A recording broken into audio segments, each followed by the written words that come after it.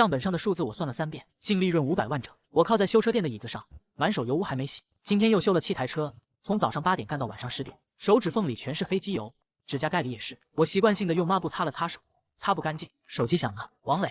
叶子，明天我来店里给你分红。好。我挂了电话，站起来走到水池边，拧开水龙头，凉水冲在手上，冲掉表面的黑油，冲不掉渗进指纹里的那些。1年了，这双手就没干净过。但我不在乎，明天分钱，一切就都值了。这家店是2家一起凑了1半钱开的。我爸和王磊他爸是亲兄弟，从小就说2家要互相帮衬。野子，你脑子笨，多听你磊哥的，他见过世面，你啥也不懂。放心吧，叔，有我在，亏不了。然后他就走了。1个月来店里转一圈，看看账，喝喝茶，跟顾客聊几句天，修车、进货、对账、清垃圾，给顾客倒水，给小工发工资。我一个人干6个人的活，我没抱怨过，因为从小就这样。磊磊是客人，你要让着。磊磊家里条件不好，你要体谅。王磊家里条件不好，他爸开的是奥迪，我爸开的是二手夏利。但我从来没问过为什么，问了也没用。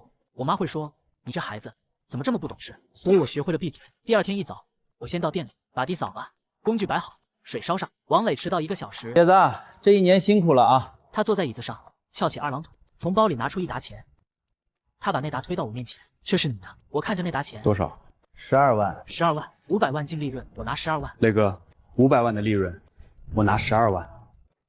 叶子，你得这么算，店是我张罗开的，关系是我跑的，客户是我拉的，你就是干活的，12万不少了。客户是你拉的，当然，张姐那台奥迪是你拉的，李老板那台奔驰是你拉的，老周的那台帕萨特每周都来保养，是你拉的。这些客户都是我一台一台修出来的。张姐的车半路抛锚，我冒雨去拖回来，连夜修好，她感动的差点哭了。李老板的车被追尾，我用3天修的跟新的一样，价格比别人便宜2成。他后来介绍了3个朋友来，王磊1个月来1次，客户都不认识他，但他不认这个账。爷子，你这就没意思了。咱们是兄弟，分钱的事儿别算那么清楚。你要觉得少，明年多分你点。明年又是明年，从小到大，王磊永远说明年，明年给你买糖。放心，明年带你出去玩，去县城里的公园。明年永远不会来。我站起来，拿起那12万，行，我揣进兜里，往外走。哎，爷子，你别多想，我是为你好。你技术是好，但做生意不是光靠技术的，没人罩着你，你啥也不是。磊哥，店里的工具都是我买的，我带走。那是店里资产。发票在我这儿。我推门出去，外面的阳光刺得眼睛疼。站在路边，我把12万现金掏出来，看了很久。365天，每天工作14个小时，手上全是烫伤和划痕。有次千斤顶滑了，车砸下来，我闪得快，但还是压到了脚趾，指甲盖黑了3个月。掏出手机打了一个电话。妈，野子，咋了？店里分钱了，我拿了12万。12万不少了啊！你磊哥拿多少？我没回答这个问题。妈，我想自己开店。你疯了！你磊哥带着你赚钱，你还要自己开店？你是不是白眼狼？你忘了谁帮的你？你爸上学容易吗？你磊哥他爸出了多少钱，你知道吗？你就这么报答人家的？妈，我先挂了。手指在屏幕上停了一会儿，拦了一辆出租车。去哪儿？城北二手车市场。我在二手车市场待了一整天，看中一台二手举升机，8成新，又淘了一些工具，扳手、套筒、诊断仪，都是好东西。原主人转行了，急着出手，12万花了1大半，然后在城郊租了一个门面，不大，2个工位，带一个小办公室，房租押1付3，又去了2万。我站在空荡荡的店里，墙皮掉了一半，地面全是灰，拿扫帚扫了1个小时，扫出一堆垃圾，累，但心里踏实。这是我自己的地方，没有王磊，没有偏心的父母，没有那些你要听你磊哥的。手机开机，涌进来几十条消息，大部分是我妈发的，最后一条是语音。我点开，我爸的声音：叶子，回来吧，别折腾了，你不是那块料。我把手机放在桌上，继续扫地。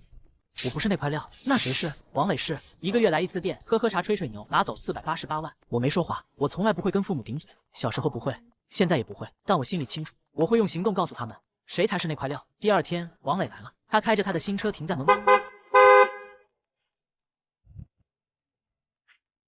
哟，椰子，动作挺快呀，地方不错，就是小了点。我没理他，继续拧螺丝。椰子，我劝你一句，别瞎折腾。你技术是好，但开店不是光靠技术。你知道怎么接大单吗？你知道怎么跟客户搞关系吗？不知道，但原本店里的客户都是冲我来的。他顿了下，然后又继续数。你那个店一个月租金多少？你算过成本吗？你手里那点钱够撑几个月？磊哥，我够不够撑不劳你操心。行，你有种别去拉原来的客户。放心，我比你有原则，不会主动拉他们来我这里。得到我的保证后，他脸上紧张的神色得到缓解，转身往外走，走到门口又回头。对了，叔叔阿姨让我带句话，他们说你要是执意要开这个店，就别回那个家了。我握着扳手的手紧了紧。知道了。他走了，我站在原地看着门口那辆远去的车，站了很久，转身缓缓走到车前，蹲下身继续拧螺丝，扳手在手里转动。这个声音让我安心，机器不会骗人。开店第1个月几乎没有生意，我每天早上7点半就到店里，先把门口的落叶扫干净，再把2个工位的地面拖得能照见人影，工具按大小顺序整整齐齐挂在墙上，诊断仪擦得一尘不染。8点准时开门，把写着专业汽修、价格公道的牌子立在门口，然后就坐在那张掉了漆的木椅子上，看着门外空荡荡的马路。城郊这条路车流量本就不大，偶尔有车呼啸而过，也很少有人会注意到这家藏在拐角处的小修理店。偶尔有司机停下来问路，或者问个轮胎打气的价格，我都耐心回答。不用，打气不收钱。有人进来问过价，围着车转一圈，看看我这简陋的店面，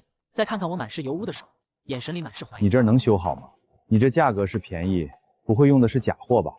您可以先修，不满意不用给钱，配件都在这儿，您可以随便查房尾。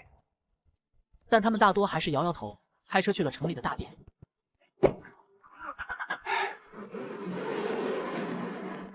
第1个星期，我只接了3个补胎的活，赚了80块钱。第2个星期，生意依旧冷清，我印了500张传单，每天下午关门后就骑着电动车去附近的小区物流公司、停车场发。有人接过传单随手就扔了，有人看都不看就摆手说不用。有一次在一个小区门口，保安把我赶了出来，走，不要影响小区秩序。我落寞的离开，抱着剩下的一摞传单，站在路边，看着夕阳把我的影子拉得很长，口袋里的钱越来越少了。12万买了举升机和工具，交了房租，剩下的不到1万块，每天的水电费、伙食费，还有下个月的房租，像一块石头压在我心上。但我从来没想过放弃。晚上关了店门，我就坐在工位上，把拆下来的旧零件一个个擦干净，研究它们的构造，或者看汽修技术的视频，回去给王磊打工。不可能，我宁愿饿死，也不会再回去看他那张居高临下的脸。而此时，城西的那家修理店也乱成了一锅粥。第2天一早，王磊穿着他的新西装，打着发胶，准时来到店里。他往老板椅上一坐，翘着2郎腿，等着客户上门。可等了1上午，一个客户都没有。以前这个时候，店里早就忙得不可开交了，电话一个接一个。张姐啊，最近车怎么样？有空来店里做个保养啊。你是王老板啊？不用了，我最近车挺好的。李总，您那台奔驰该保养了吧？我给您留着最好的机油。不用了，我已经找别的地方修了。一连打了10几个电话，要么说没空，要么说已经找了别的修理厂。王磊这才慌了，他这才意识到，以前那些客户根本不是冲他来的。店里的2个小工都是我带出来的，我走了之后，他们根本撑不起场面，简单的换机油、补胎还能应付，稍微复杂一点的故障就束手无策了。有一次，一个客户的车发动机异响，2个小工拆了半天也没找到问题所在，最后把发动机装回去的时候，还多出来3个螺丝，客户当场就火了。你们怎么修的车啊？把王磊骂了个狗血淋头，最后赔了人家2000块钱才了事。半个月下来，店里没接几个正经活，反而赔了不少钱。王磊急得像热锅上的蚂蚁，每天在店里团团转，烟一根接一根的抽。他爸妈也急了，天天来店里骂他，说他没用，连个店都看不住。当初就说不让王爷走，你偏不听，现在好了，店都快黄了。哭什么哭？烦死了！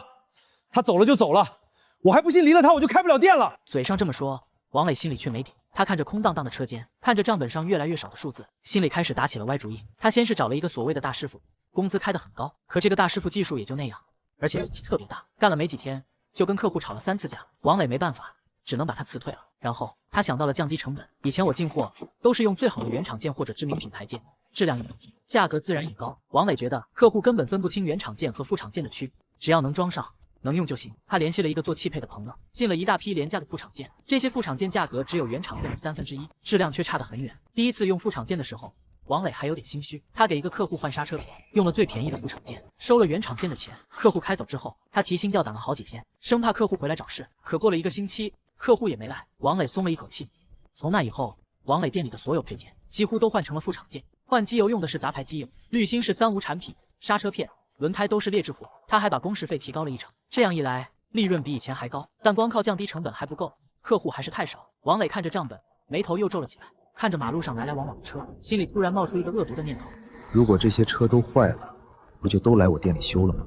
这个念头一出来，就像野草一样在他心里疯长。他越想越觉得可行。当天晚上，他就去5金店买了1大盒钢钉，又找了1块铁板，让电焊工焊成了专门扎轮胎的三角钉。这种钉子不管怎么扔，总有一个尖朝上，汽车轮胎压上去，一扎一个准。第二天凌晨3点，天还没亮，王磊就开着他的车，带着一大包三角钉，来到了城郊的主干道上。这条路是进出城的必经之路，车流量很大，而且离他的店不远，离王爷的新店更近。从城西一直撒到了王爷店门口的那条路上。撒完钉子，王磊开车回家，躺在床上，兴奋的睡不着觉。他仿佛已经看到了店里排起长队的样子，看到了钞票像流水一样流进他的口袋。果然，第二天一早，王磊的店里就热闹起来。老板，快帮我看看，轮胎不知道被什么东西扎了，漏得特别快。哎呀，有人故意撒钉子，太缺德了，补不了，得换新的。车主急着上班，也没多想，只能同意换轮胎。一上午20多辆车来补胎换胎，店里排成长队。怎么样？离了王爷我照样行，生意比以前还好。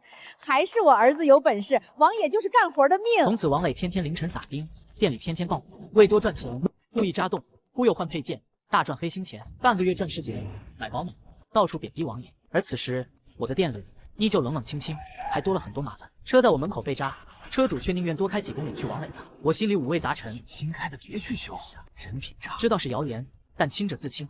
老板，我找工作，我能吃苦，什么都能干。我这里工资不高，生意也不好。没关系，不要工资，管饭就行。每月3000，包吃住。明天来上班。谢谢老板，我一定好好干。小刘很勤快，学得认真，什么活都抢着干。老板，咱们想想办法呀，王磊那边人太多了。别急，做生意靠良心，他早晚要吐出来。可他买了宝马，还天天说您坏话。随他说去吧。这天下午，我和小刘正在店里整理工具，门口传来汽车喇叭声。我抬头一看，一辆崭新宝马停在门口，车窗摇下，露出王磊得意洋洋的脸。王磊推开车门走下来，穿名牌西装，头发油光水滑，戴金表，皮鞋锃亮。他身后跟着2个流里流气的年轻人。哟，野子，忙着呢。像巡视地盘一样东看西看。我放下工具看着他，没说话。小刘站在我旁边，警惕地看着王磊和他的跟班。就这破设备，二手的吧？你都这么大了，还混这么惨，店破破烂烂，连个像样客户都没有。我早就说过，你不是开店的料，就是干活的命。离开我，啥也不是。我后不后悔，跟你没关系。怎么没关系？咱们是兄弟，看你惨我难受。回来给我干，1月5000，比喝西北风强。跟着磊哥吃香喝辣，这破店早晚黄。这是给你机会，过这村没这店。不用，我自己的店黄了也愿意。王爷，别给脸不要脸，好心拉你，你不领情，你这店撑不过3个月，必定关门。我能不能撑下去，不劳你费心。修车欢迎，闹事儿请出去。闹事儿？我是来告诉你好消息，我这个月赚20多万。看我宝马刚买，全款，下个月扩店1倍，招10个师傅，城西汽修都是我的。恭喜你！你离开我是这辈子最大错误，永远赶不上我。早点关门，别丢人，不然让你在县城汽修混不下去。说完，他带跟班开宝马迎着我去。老板，他太过分，他就是撒钉子坑人，早晚遭报应。别生气，他蹦跶不了几天。王磊被金钱冲昏头脑，什么事都做得出来。接下来几天，王磊撒钉，网上造谣我技术差，雇人赶客户。别在这儿修，技术差，用假货修坏过我的车啊！有这种事儿啊？客户吓得赶紧拍。我跟他们拼了！别去，吵没用，只会更糟。那怎么办啊？他们天天捣乱，没法做生意了。我心里着急，但必须冷静。正义也许迟到，但永不缺席。王磊的恶行，总有一天会被彻底曝光。这天下午，天阴沉沉的，眼看就要下雨了。我和小刘正在店里整理配件，门口传来了一阵拖车的声音。一辆拖车拖着一台老宝贝，停在了我店门口。师傅，能修吗？我车被扎了，备胎也没气儿，只能拖来。我一看，4个轮胎竟然被扎了3个，每个轮胎上都有好几个三角钉。又是这种钉子，太缺德！这条路天天撒钉，我这月第2次了。您别急，我先补好胎。师傅您贵姓？我姓周，周建国，开物流公司的。周哥，您以前在城西王磊那儿修过车？是啊，你怎么知道？我上个月开始不去了，他收我800换刹车片，1星期刹车失灵，是劣质副厂量，找他还不认，他还天天在我们门口撒钉，逼客户去他那儿。什么？钉子是他撒的？这个王八蛋，我要报警！没证据没用，他不会认。那难道任由他坑人？让大家装行车记录仪，拍到撒钉就有铁证。好，我让所有司机朋友都提防，再也不去他那儿。我只收了成本价。周建国十分感动。小王师傅，你是好人，我公司车以后都来你这儿。我给你成本价。老板，终于有人知道王磊真面目了。这只是开始，用不了多久，他的恶行就会被所有人知道的。果然，没过几天，事情就爆发了。这天早上我刚开门，就看到很多人围在城西的那家修理店门口。我过去一看，原来是几十个车主集体去找王磊算账。王磊，你这个骗子，给我换的副厂件用了没几天就坏了，退钱，赶紧给我退钱，不然我就砸了你的店！你太缺德了，在路上撒钉子，害我差点出了车祸。原来昨天晚上有一个车主的行车记录仪清晰的拍到了王磊和他的2个跟班在凌晨3点的时候在路上撒三角钉的画面。这个车主把视频发到了本地的论坛和微信群，一下子就炸开了锅。大家这才明白为什么最近路上这么多车被炸。愤怒的车主们纷纷赶到王磊的店里，要求他退钱赔偿。同时，有的刹车失灵，有的发动机遗腐，有的轮胎爆胎。大家这才知道自己被王磊坑了。视频里的人不是我，你们别信。但视频拍得清清楚楚，他的脸、他的宝马车都看得一清二楚。他没办法抵赖，只能躲在店里不敢出来。车主们见王磊不出来，更加愤怒，有人开始店的玻璃，要求他出来给个说法。警察很快就来了，把现场控制住。王磊被警察带走调查，他的店也被查封了。这件事在县城里引起了轩然大波，大家都在骂王磊缺德，说他罪有应得。以前在他店里修过车的车主们都纷纷去派出所报案，要求王磊赔偿他们的损失。王磊的爸妈也急坏了，天天去派出所求情，还到处借钱，想赔偿车主们的损失，争取宽大处理。但这次事情闹得太大了，不仅涉及到诈骗，还危害到了公共安全，王磊肯定要受到法律的制裁。而我的店里却一下子热闹起来了，很多知道真相的车主都慕名来到我的店里修车。他们说宁愿多跑几公里，也要找一个靠谱、有良心的师傅。周建国也来了，他不仅把自己公司的20台车都开到我这里来定点保养，还介绍了很多他的朋友和客户过来。小王师傅，我就知道你是个好人。周建国笑着说，以后我们公司的车就都交给你了。谢谢周哥，我感激地说。每天店里都忙得不可开交，从早上8点一直忙到晚上10点。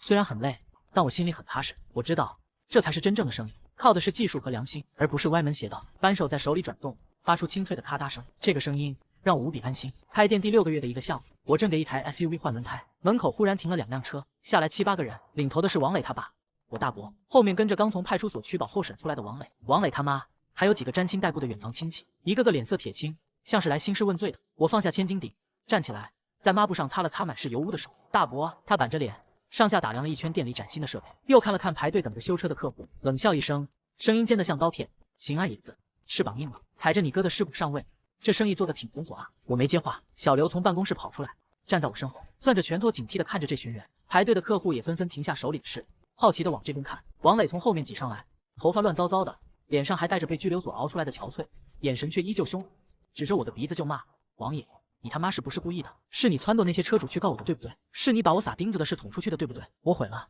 你满意了？我看着他的眼睛，声音平静的没有一丝波澜。你的客户，你撒钉子扎的那些车主，什么时候成你的客户了？周建国就是他第一个带头闹的，要不是你在他面前嚼舌根，他能组织那么多人去派出所告我？王磊歇斯底里的吼，脖子上的青筋都爆起来了。周哥是自己被扎了3次胎，自己发现你用副厂刹车片差点害他出车祸的。我指了指桌上的配件柜，他在你那换的刹车片，我这里还留着样品，一掰就碎，要不要我拿给大家看看？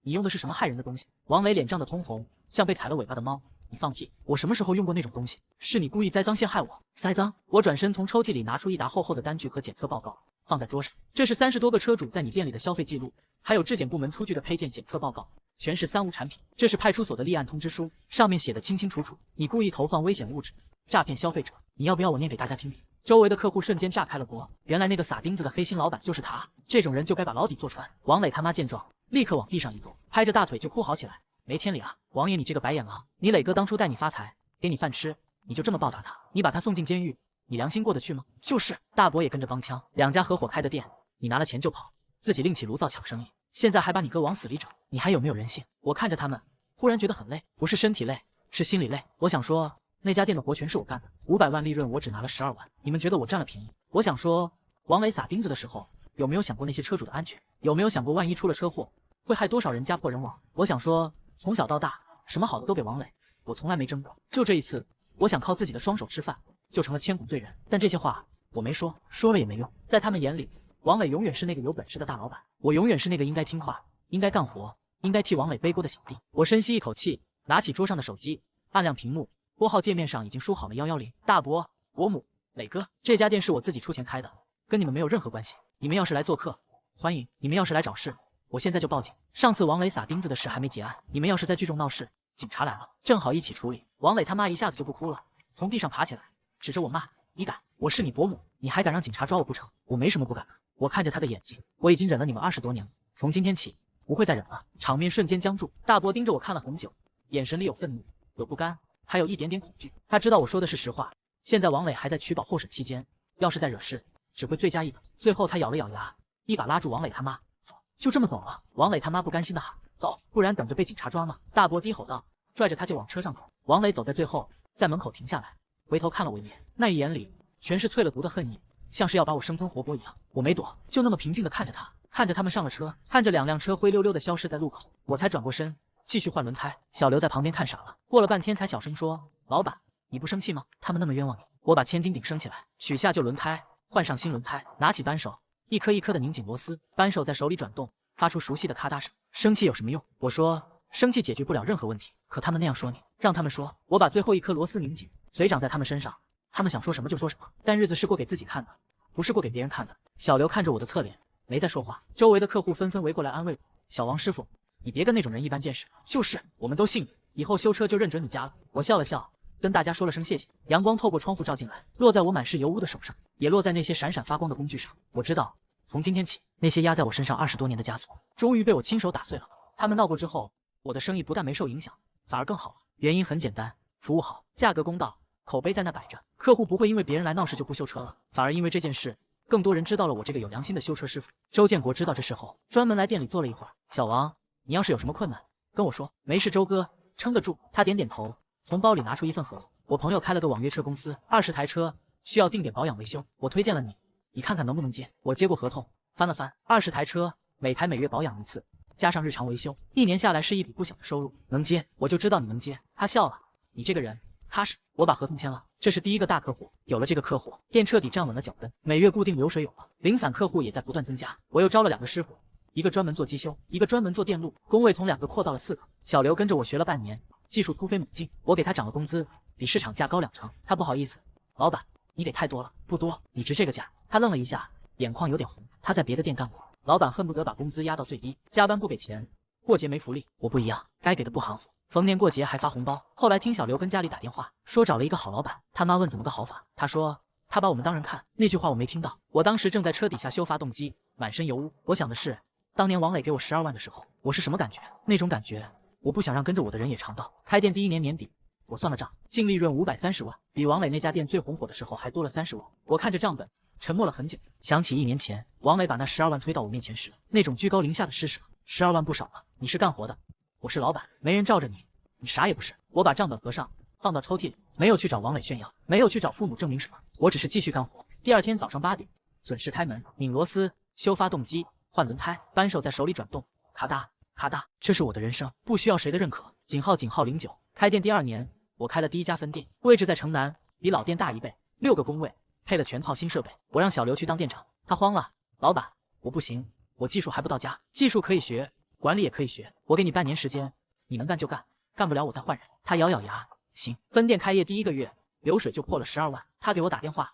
声音都是抖的，老板，我们火了。我笑了，稳住，别飘，不飘不飘。他确实没飘，他像我一样，每天第1个到店，最后1个走，对客户实在，对员工大方。分店的师傅们服他，客户也信他。我看着他的成长，心里有一点点欣慰。我自己没有得到的公平，我想给跟着我的人。第2家分店在半年后开了，第3家分店在年底开了，3年时间10家分店。我的汽修连锁品牌在县城里成了第1块牌子。提起修车，大家都说去野子呢，就像说去超市一样自然。王磊那边彻底没了消息，我没打听，但消息还是会传过来。听说他判了缓刑1年，赔偿了车主们200多万，家里的房子和车都卖了。听说他又开了个小店，又黄了。听说他去跑网约车，干了3个月不干了，嫌累。听说他在家啃老，天天跟他爸妈吵架。我听完没什么感觉，不是冷漠，是真的没什么感觉。我们已经是2个世界的人了。井号时，开店第3年年底的1个下午，我在老店的办公室里整理账目，门被推开了，进来3个人，我妈、我爸、王磊他妈。我放下笔，站起来，妈、爸。我妈没应我，在办公室里转了一圈，东看看西看看，这店不错啊，比你磊哥那店强多了。我没说话，我爸站在门口没进来，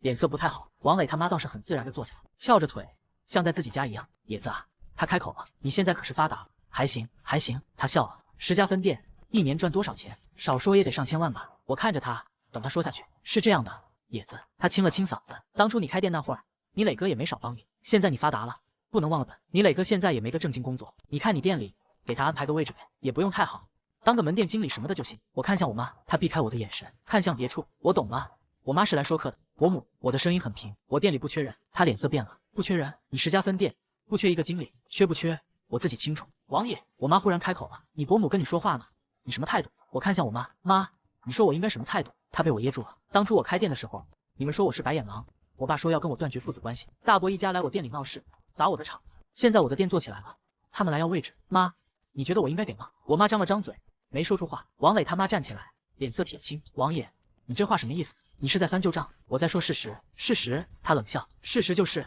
你是个白眼狼。你磊哥当初对你多好，你全忘了？他对我好，1年500万利润，他给我12万，这叫对我好？那是你该得的。那我现在赚的钱，是不是也是我该得的？他被噎住了。办公室里安静了几秒，我爸忽然开口了，声音沙哑，野子，不管怎么说，那是你大伯家，那是你磊哥，你不能见死不救。我看向我爸，爸，我开店的时候，你们谁救过我？他沉默了。我找你们评理，你们说王磊劳苦功高，我单干，你们说要跟我断绝关系。大伯来我店里闹事，你们一个字都不说。现在你们让我救他，我的声音还是很平，但我的眼睛红了。办公室里没有人说话，窗外的阳光照进来，照在我满是油污的工作服上。我站了很久，然后说了一句，伯母，回去吧，我店里不缺人。他摔门走了，我妈跟着站起来，走到门口，回头看了我一眼，那一眼里有愤怒，有失望，还有一点点我看不懂的东西，但我不想看了。我转过身，回到办公桌前，继续整理账目。扳手放在桌上，沾着黑色的机油，我拿起来，用布擦了擦。这把扳手跟了我3年了，手柄上的漆磨掉了大半，露出里面的铁色，但依然好用。拧螺丝的时候，咔嗒一声，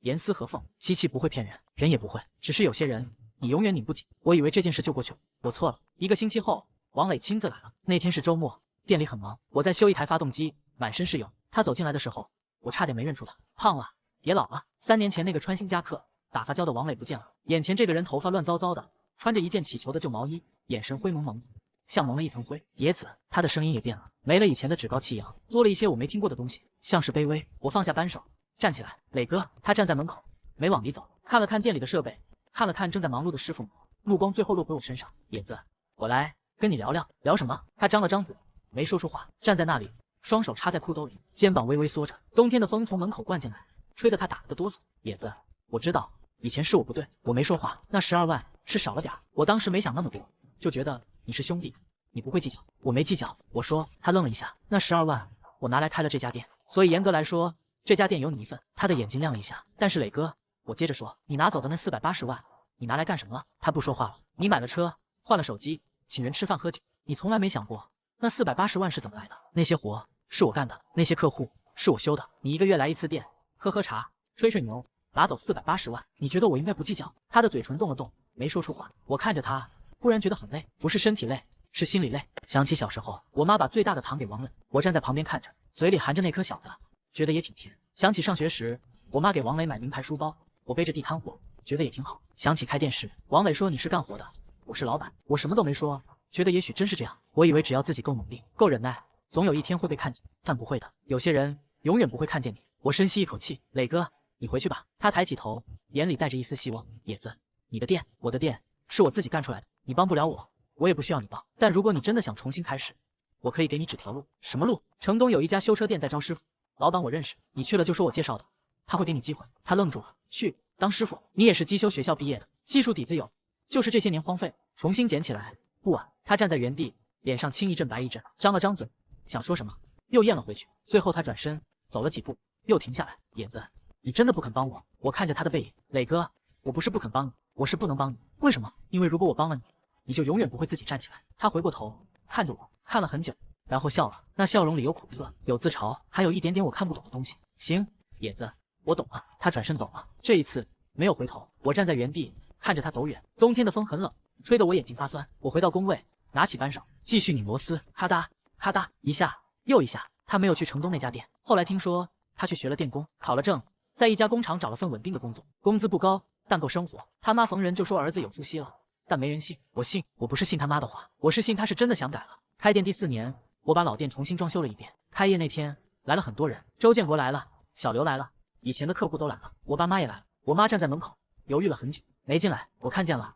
走过去，妈，进来吧。她看着我，眼眶红了。野子，妈以前对不起你。我没说话，我拉着她的手走进店里。妈，你看看，这是我的店。她看着崭新的设备，明亮的工位，忙碌的师傅们，眼泪掉下来了。好，真好。我爸跟在后面，一句话没说，但他的眼睛也红了。我给他们倒了茶，让他们坐在办公室里。办公室里挂着一幅字，是小刘送的，上面写着4个字：厚德载物。我妈看着那幅字，沉默了很久。野子，你磊哥他妈后来又找过我，我没说话。他想让你帮帮磊哥，我没答应。我看着他，妈，你为什么没答应？他低下头，因为你说的对，当初你开店的时候，谁也没帮你。我端起茶杯，喝了一口，茶是苦的，但回甘。妈，过去的事不提了。他抬起头看着我，你不恨吗？我放下茶杯，不恨，我是真的不恨，恨太累了。我只想好好修车，好好开店，好好过日子。至于那些偏心，那些委屈，那些不被看见的日子，都过去了。扳手还在手里，路还在脚下，这就够了。开店第5年，我的连锁品牌开到了省城，15家分店，200多个员工。我不再亲自修车了，有了技术总监，有了运营经理，有了财务团队，但我每天还是要去店里转转，摸摸扳手，看看设备，跟师傅们聊聊天。有一次在老店，车底下有一个小工在换轮胎，满身是油，手上全是伤口，但干得很认真。我蹲下来看着他，累不累？他抬头看见是我，吓了一跳。不累不累，我笑了，好好干。站起来走到办公室，桌上放着一封信，是王磊寄来的。我拆开，里面是一张照片，照片上他穿着工服，站在一台机器旁边，笑得很灿烂，背面写着一行字：野子，我考到高级电工证了，谢谢你。我把照片看了很久，然后放进抽屉里。抽屉里还有一样东西，一把旧扳手，手柄上的漆已经磨光了，露出里面黑亮的铁色。我拿起来，握在手心，冰凉的，沉甸甸的，像我的路，像我的人生。我把扳手放回去，关上抽屉。窗外的阳光照进来，暖洋洋的。新的一年要开始了，保持诚信修理，